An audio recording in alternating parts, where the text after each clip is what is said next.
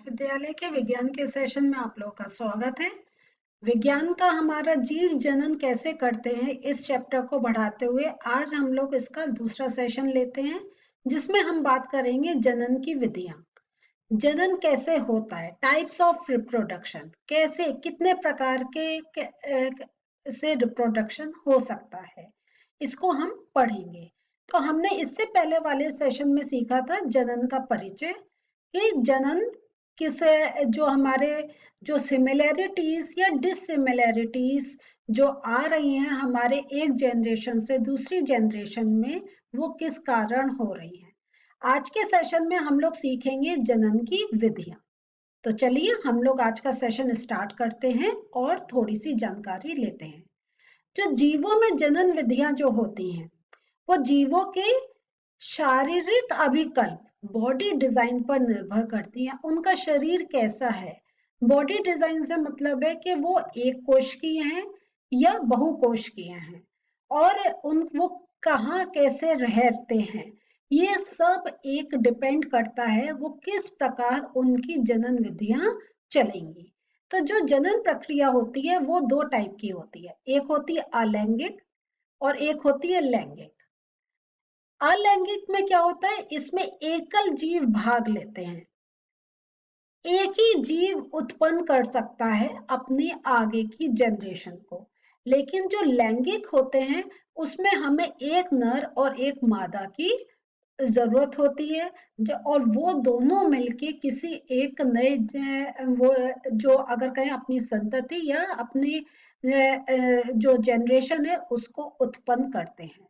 तो ये जो ये बहुत इंपॉर्टेंट पॉइंट है और ये क्वेश्चंस में भी पूछा जाता है कि जीवों में जनन प्रक्रिया कितने प्रकार की होती हैं, उनका नाम पूछा जा सकता है, उनमें डिफरेंस भी पूछे जा सकते हैं। तो कुछ चीजें मैं आपको अब इस चैप्टर में चार्ट्स के थ्रू समझाऊंगी और कहीं कहीं होगा उसकी थ्योरी भी समझाऊंगी, कि आपको जिसमें इजी हो रहा है। बहुत से बच्चे चार्ट देखकर एकदम समझते हैं और बहुत से जब उनको एक डेफिनेशन रूप में लिखा जाता है। तो मेरी कोशिश है मैं दोनों तरीके से रखूं आपके सामने चीजें, जैसे आप जिस प्रकार समझ सकते हैं उस प्रकार समझिए और अच्छे अच्छे नंबर लाते रहिए। तो चलिए हम लोग आगे चलते हैं और इसको आगे और थोड़ा समझने की कोशिश करते हैं। जो अलैंगिक और एवं लैंगिक जनन में क्या अंतर होता है, तो जो अभी मैंने अभी आपको चार्ट में दिखाया था, इसको ही अब हम थोड़े से पॉइंट्स के साथ और समझ रहे हैं। अलैंगिक जनन क्या होता है, इसमें सिर्फ एकल जीव भाग लेते हैं। देखिए मैंने अभी उसमें ही बताया था, तो चार्ट और ये देखें काफी कुछ एक सेम चीज जाएगी। और क्या है, इस प्रक्रिया द्वारा उत्पन्न जीवों में विविधता नहीं पाई जाती, कुछ डिफरेंस नहीं पाया जाता। वो इसलिए है क्योंकि जब हमारे क्या होता है, जब डीएनए आपस में मिक्स होते हैं तब एक नया केमिकल प्रोसेस चलता है और विभिन्नताएं आती हैं। इसमें वो कोई और तो डीएनए नहीं है, सेम एक डीएनए का काम चल रहा है। तो इसमें सिर्फ क्या होता है, जो विविधता होती है, जो एक डिफरेंस में हमें जीवों में मिलता है, वो जो अलैंगिक जनन है इसमें हमें नहीं देखने को मिलता है। युग्मक निर्माण नहीं होता है, जाइगोट फॉर्मेशन नहीं होता है।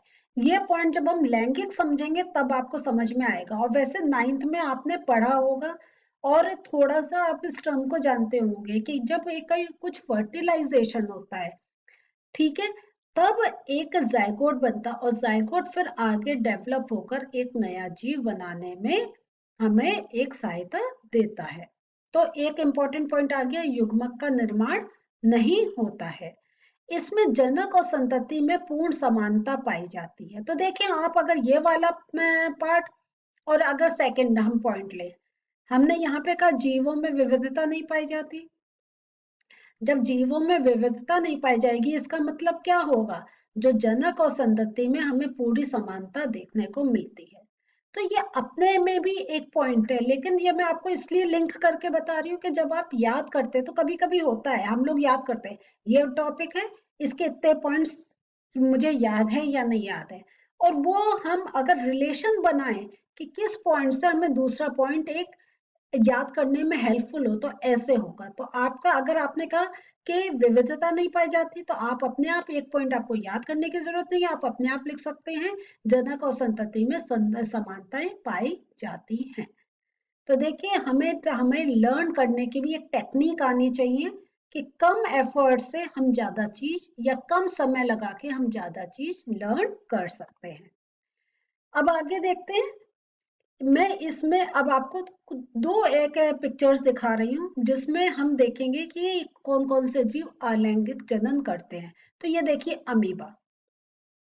अमीबा क्या होता है, ये क्या है, मैं यूनिसेलुलर एक कोशिकीय जीव है। तो ये कैसे करता है, ये एक क्योंकि यूनिसेलुलर है, एक ही सेल है। और अभी आपको याद होगा इससे पहले वाले सेशन में मैंने कहा था कैसे एक सेल दो में टूट रहे थे। वही चीज आप समझ लीजिए कि इसमें आपका न्यूक्लियस में डिवीजन हुआ, वो दो में हुए, और एक अमीबा दो अमीबा में बन गया। तो ये इसकी क्या हो गई, ये दो क्या हो गए, ये संतति हो गए, है ना, और ये जनक हो गया। तो एक अमीबा ने अपने में से अब दो अमीबा बना दिए। इस प्रकार से अमीबा बढ़ते चले जाते हैं। एक और पिक्चर देखते हैं हाइड्रा की। हाइड्रा में भी क्या होता है कि एक ऐसे बर्ड निकल आती है, और ये जो बर्ड होती है जब ये पूरी एक मैच्योर हो जाती है तो मेन जो पेरेंट जो हाइड्रा होता है उससे सेपरेट हो जाती है। तो एक से हमारा क्या हुआ, ये एक से एक और हमारा हाइड्रा बन गया। तो ये और ऐसे ही नंबर इंक्रीज होते चले जाते, ऐसे ही किसी भी जीव की पॉपुलेशन संख्या बढ़ती चली जाती है जब वो अपने जैसे दूसरे जीव उत्पन्न कर सकता हो। अब हम लोग लैंगिक जनन का देखते हैं। इसमें जैसा हमने पढ़ा था नर एवं मादा दोनों भाग लेते हैं। इस प्रक्रिया द्वारा जो जीव उत्पन्न होते हैं उनमें हमें क्या होता है, विविधता देखने को मिलती है। तो ये अब आप इजी हो गया आपको याद करना कि अगर हमारा अलैंगिक है तो उसमें एक ही जीव नए जीवों को उत्पन्न कर सकता है और विविधता नहीं पाई जाती। लैंगिक में दो जीव हैं और दोनों ही एक जीव को उत्पन्न करने में सहयोग देते हैं, तो इसलिए उनमें विविधता पाई जाती है। इसमें क्या होता है, जब हम दो जीव कह रहे हैं तो नर एवं मादा युग्मक का निर्माण होता है। एक मतलब नर एवं मादा मिलकर एक क्या होता है, एक युग्मक का निर्माण करते हैं। इसमें केवल आनुवांशिक रूप से समान होते हैं, शारीरिक संरचना में हमें विविधता देखने को मिलती है। तो डिफरेंस हमने फर्स्ट सेशन में भी पढ़ा था कि कुछ हमें सिमिलैरिटीज कुछ डिफरेंस देखने को मिलते हैं। तो शारीरिक रूप में तो हम समान होते हैं, ठीक है, लेकिन जो हमारी संरचना होती है, जो हमारा स्ट्रक्चर होता है, उसमें हमें विविधता डिफरेंसेस देखने को मिलते हैं। अब हम लोग आगे चलते हैं और देखते हैं लैंगिक जनन के बारे में। लैंगिक जनन क्या होता है, इसमें नर एवं मादा दोनों भाग लेते हैं, ठीक है, दोनों ही मिलके एक नया जीव उत्पन्न करते हैं। फिर इस प्रक्रिया में क्या होता है, इस प्रक्रिया द्वारा जो उत्पन्न जीव होते हैं उनमें हमें विविधता देखने को मिल जाती है, हमें एक डिफरेंसेस देखने को मिलते हैं। जो पेरेंट का जो कैरेक्टरिस्टिक्स होते हैं वो कुछ जगह हमें सिमिलर मिलते हैं, कुछ जगह हमें डिसिमिलैरिटीज देखने को मिलती हैं। इसमें नर एवं मादा मिलकर एक युग्मक का निर्माण करते हैं, एक जाइगोट का निर्माण करते हैं। और जो हमारा चौथा पॉइंट है वो क्या है, इसमें केवल आनुवांशिक रूप से समान होते हैं, शारीरिक संरचना में हमें विविधता देखने को मिलती है। हमने जो अलैंगिक का देखा था उसमें हमने विविधता हमारा टर्म नहीं था, ये कहते हैं कि विविधता नहीं पाई जाती है, लेकिन जो लैंगिक जनन होते हैं उसमें हमें विविधता डिफरेंसेस देखने को मिलते हैं। अब जो अलैंगिक जनन के प्रकार कितने होते हैं वो अब हम लोग देखते हैं। अब अलैंगिक जनन के प्रकार देखते हैं। तो अलैंगिक जनन में हमारा एक हो गया हमारा पुनरुद्भावन, पुनर्जनन, रीजनरेशन, कि कैसे एक पार्ट रीजनरेट हो जाता है, वो फिर से उत्पन्न हो जाता है। वो जैसे अभी मैं जब इसका टॉपिक लूंगी तब आपको समझाऊंगी। पहले अभी हम सिर्फ नाम पढ़ रहे हैं कौन कौन से हैं। फिर एक आ जाता है मुकुलन, बडिंग। फिर एक हमारा आ जाता है अलैंगिक जनन में बीजाणु समासंग, स्पोर फॉर्मेशन। स्पोर्स ये प्लांट्स में हमें ज्यादातर देखने को मिलता है। फिर एक आ जाता है वेजिटेटिव प्रोपगेशन, कायिक प्रवर्धन। और एक हमारा नाम आता है खंडन, फ्रेगमेंटेशन। और एक अलैंगिक जनन है हमारा विखंडन, फिशन। तो अलैंगिक जनन अगर हम देखें तो हमारे ये 6 प्रकार के होते हैं। तो अगर ये मैंने आपको चार्ट इसलिए मैं बता रही हूँ कि ये भी आपसे पूछा जा सकता है नंबरों में उनका नाम, या इनमें से कोई एक नाम देकर आपसे पूछा जा सकता है ये किस प्रकार का जनन है, अलैंगिक या लैंगिक। तो ऐसे आपके बहुत सारे क्वेश्चंस बन सकते हैं। तो आप याद रखें, ये मैंने क्या एक हेक्सागन के उसमें दिखाया, ये क्या है हेक्सागन, इसके 6 पार्ट्स हैं। तो ऐसे आपको याद करने में इजी हो जाएगा।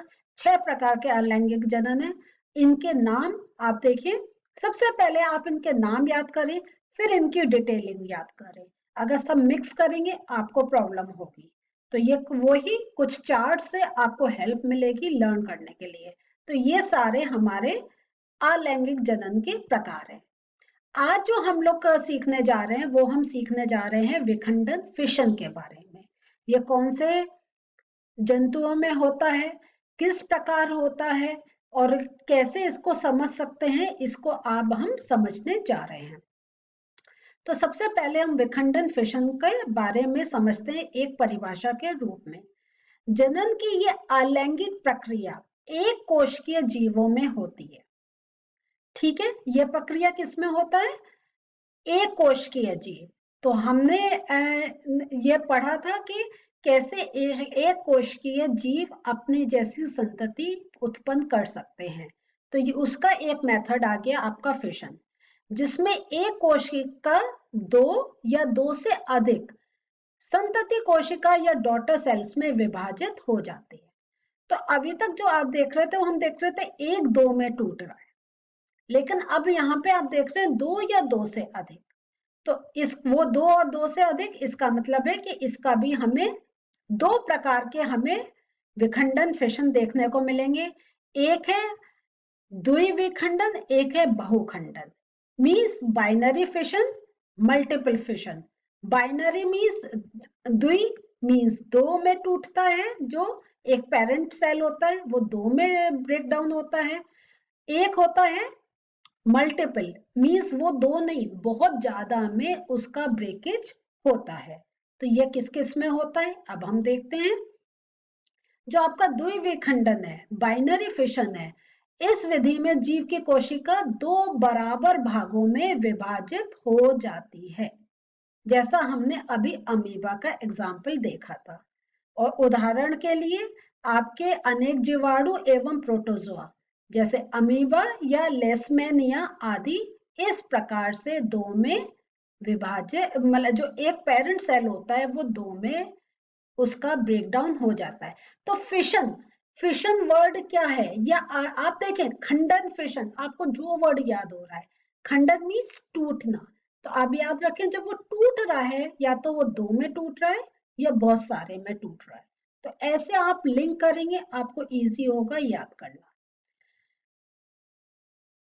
और ये अमीबा और लेशमैनिया के द्विखंडन में अंतर क्या है, अमीबा का जो ब्रेकेज होता है, जो फिशन होता है, वो किसी भी तल से हो सकता है क्योंकि वो यूनिसेलुलर है और उसका कोई एक फॉर्मेशन नहीं है। हमने देखा है अमीबा हम कैसे भी बना दे, ऐसे ऐसे ऐसे करके कुछ भी स्ट्रक्चर दे सकते हैं, तो कहीं से भी उसका ब्रेकडाउन हो सकता है। लेकिन लेशमैनिया क्या होता है, उसमें द्विखंडन एक निश्चित तल से ही होता है, एक स्पेशल पार्ट, एक उसका जो बॉडी का स्ट्रक्चर है उसके एक स्पेशल पार्ट से ही उसका खंडन हो सकता है। अब हम लोग देखते हैं बहुखंडन, मल्टीपल फिशन। ये अब आप जानते हैं जो संतति कोशिका है वो किसमें हो जाती है, ये इसके साथ क्या होता है, ये जो संतति कोशिका होती है वो कई अब हम लोग देखते हैं बहुखंडन, मल्टीपल फिशन, इसमें क्या होता है, जीव क्या होता है, एक साथ कई संतति कोशिका, कई डॉटर सेल्स में विभाजित हो जाती है। ये देखिए, एक नहीं बहुत सारे में ये टूट जाती है और इसको हम कहते हैं बहुखंडन। जैसे मलेरिया परजीवी प्लाज्मोडियम, इस प्रकार से आप मच्छर को देखें, वो एक साथ कितने एग्स देता है ना। तो ये इस प्रकार, ये देखें, एक जब उसका वो 1 से 2, फिर 2 से 4, और ऐसे ऐसे करके बहुत ज्यादा जब हो जाते हैं, तब वो अलग अलग जीव के रूप में उनके शरीर से बाहर आ जाते हैं। तो यह हो गया आपका बहुखंडन, मल्टीपल फिशन। तो इसको आप देखें, द्विखंडन, बहुखंडन। अगर आप स्ट्रक्चर में देखना चाहें तो ये मैंने इसलिए आपको 2 फोटोज पिक्चर से मैं समझाना चाह रही हूँ। इसमें एक जो सेल है वो सिर्फ 2 कोशिका में वो उसका 2 डॉटर सेल्स बन रहे हैं, और इसमें एक जो है वो बहुत सारे सेल्स उसके, वो जो उसके डॉटर सेल्स हैं वो बहुत ज्यादा बन रहे हैं, मल्टीपल हो रहे हैं। तो ये था हमारा आज का सेशन, जिसमें हमने, तो इन 2 पिक्चर से हमें क्लियर हो रहा है कि द्विखंडन बहुखंडन में क्या एक डिफरेंस है। तो आज हमने क्या पढ़ा, आज हमने सबसे पहले देखा कि ये जो हमारे प्रोसेस होते हैं, एक तो आज हमने फिशन के बारे में पढ़ा कि कैसे फिशन 2 टाइप के होते हैं, जिसमें या तो 2 डॉटर सेल्स बनते हैं या बहुत सारे डॉटर सेल्स बनते हैं। आगे के सेशंस में हम लोग और ज्यादा देखेंगे, और जितने प्रकार के हमारे रिप्रोडक्शन टाइप हैं उनको आगे और बढ़ते हुए और समझते जाएंगे। तो नेक्स्ट सेशन में फिर से मिलते हैं और इस चैप्टर को आगे बढ़ाते हैं। तब तक रिवाइज करिए अच्छी तरीके से। मिलते हैं अगले सेशन में। बाय।